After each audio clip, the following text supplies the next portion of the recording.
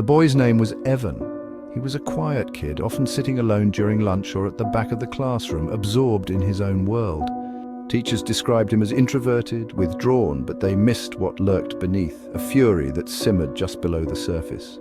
No one knew where Evan's anger came from. Some said it was because he grew up with a father who left or a mother who had her own demons. Others thought he was just born angry, but the truth was deeper, a well of raw rage that he himself couldn't understand. It started small. Evan would break pencils, then desks, then anything his hands could grip. The fury made him feel alive, an outlet for whatever storm brewed inside him. But when other students became the target of his wrath, things took a dark turn. One afternoon, a group of kids snickered as Evan walked past them. He'd heard the laughs, the whispers, the taunts that he was strange, weird, or just a lost cause. That day, though, something in Evan snapped.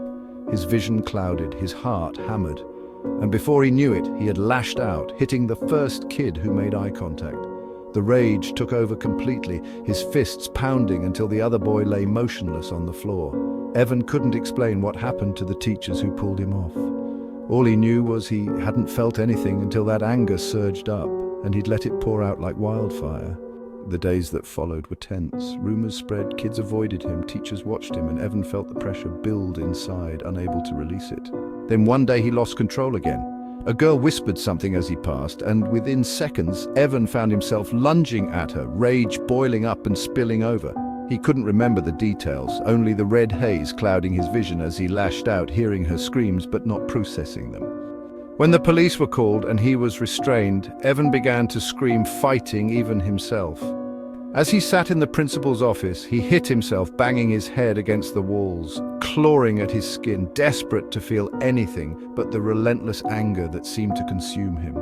He couldn't articulate it, couldn't apologize, and instead only muttered that it wasn't his fault.